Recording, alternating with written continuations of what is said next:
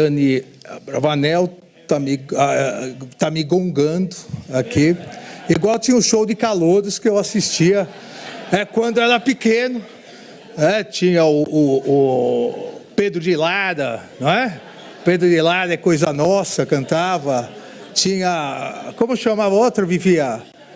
Aracide Almeida, o Décio Pitinini, não é?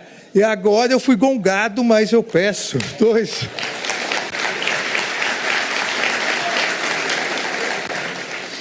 Vejam que eu não sou tão bravo quando dizem, né?